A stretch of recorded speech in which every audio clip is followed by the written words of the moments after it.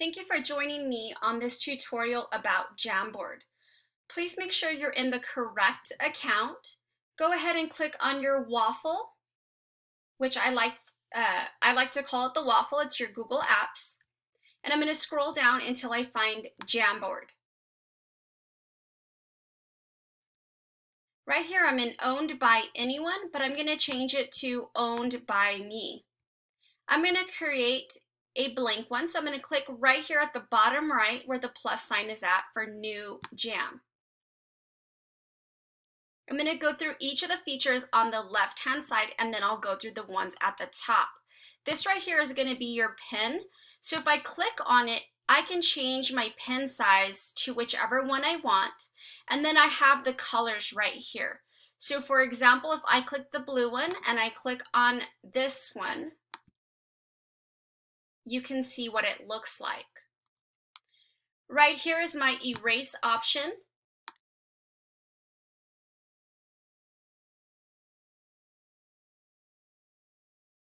You also have your undo option right there. I'm going to skip this one and come back to it. This right here is a sticky note. So you can change the color of the sticky note or have no background color. So I'm just going to title it, let's say, division problems. And then I'm going to click the save option.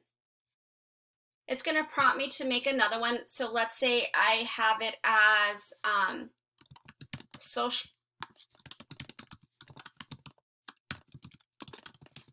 And of course, I probably wouldn't have different subjects, but it's just for tutorial purposes. Then I'm going to get out of there. And you can see the background of it is just like a sticky tab.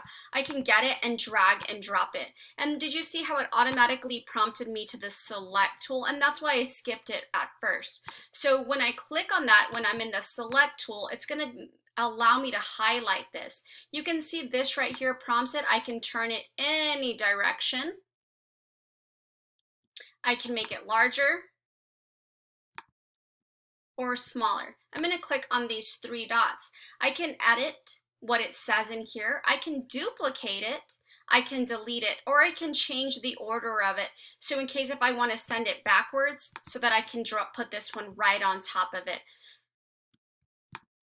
In this case, so if I had something here, like the topic was American Revolution, and I wanted them to drag the sticky notes that I created that would correspond to American Revolution, and the students could drag it and drop it right on top. If you want to change that order, you just go right back in here and bring it to the front. Right here, I can add in an image, so I can go right into my Google search image. I'm going to type in American Revolution and see what I can find. I'm going to select this just for purposes of hurrying. Once again, you can coordinate how you would like it to look. You could duplicate it, you can delete it, and you can send the order back. Pretty cool, right? So I'm just going to drag it over and make it a little bit smaller so it's out of my way. I'm going to go back here. If you have it already saved, let's say that you're a really organized teacher and you have your Google Drive already set up. Let's say you have Unit 1 done, and so you could just pull your pictures in from there, or if you have it already set up to Google Photos. As a teacher, I highly recommend that you keep it in your Google Drive. As you're getting organized, you can always upload it off of a USB or off of your computer, and this is where you would do that. I'm going to move on to the next one. Right here is your shapes. I'm going to click right on that arrow and you can see the different shapes that are offered. I'm going to click on arrow and then I'm going to draw it right in there. And then once again, you have your duplicate, delete, and your order options. So if I dragged it right on top of here, do you see how it's covering these? So I'm going to go right here and change the order, and I'm going to send it all the way to the back so it covers up everything.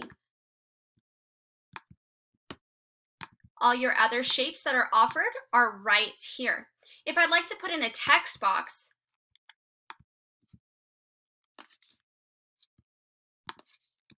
hi students, please organize the pictures correctly. And let's say that I had maybe like an American Revolution option, and then I had the French Revolution, and I wanted them to drag the topics or drag the pictures, then that would be their task. Right here is a laser, so if I had this live, if I had it opened right here to where I was going to put it like up on the board for my kiddos to see, and I wanted to have this so that they could look at where, like a laser pointer in a sense. Up here is the undo option. This is the redo option. This is to be able to zoom in or out. This is your background option. So if I wanted to change my background so that it was lined, if I want to change my background maybe for graphing for the kiddos, or if I just wanted a solid background similar to a slide, those are my options. I'm going to go ahead and take that background off. Now, if I want a new jam, I'm going to click over here on the right to create a frame. I'm just going to put in a nice big image. We'll do, sorry, I'm going between different topics. Oh, look, you could pull in a worksheet. I guess that was a really bad example of an image. Let's just say dog. So I'm going to go in, I'll pull a dog, and let's say that I want to, if I'm working with maybe littles and I'm talking about different colors and things like that, I can just throw in a sticky note and say what color, or I can just put green. It really doesn't matter. I'm just trying to show you guys how to do this. And let's say that I wanted them to drag and drop it. Now let's say that I wanted to look at these. If I want to put a slide in between, I say slide, I'm sorry, a frame, so I can use the correct terminology. You can see that I can add it in here if I want it in the middle, or if I want it over here, and as I have more, I would have those options up here. So I'm going to click out of that. I have this option right here to rename it. As you can see, I did not title it, so I'm going to title it Fake Jam. I can download it when I'm done as a PDF and then re-upload it in situations to where I'm using Canvas or when I'm using Google, depending on what you're using.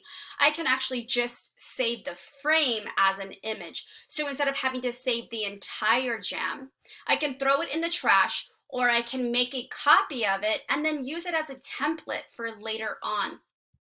I can share it here if I'm working with another teacher. And remember, you can share it when you click down here. You need to make sure that these settings are correct. So you have anyone with the link, or if you restricted it, or in my case, I have my school district that has automatically set it up to only be for my kiddos in my district. Remember right here, it's really important that you know what you're giving the options to. Are you giving them viewing options, or are you giving them editing options? Do you want the kiddos to make changes on your picture, like you're all going to be working together? That would be this option. Or if you want them to view it only, that would be their option. And remember, they can adapt it when they get it, even if you have it on view options. I hope this tutorial has helped you. Please reach out if you have any questions, and thank you for subscribing to my channel, Amara Vida LLC. Have a great day.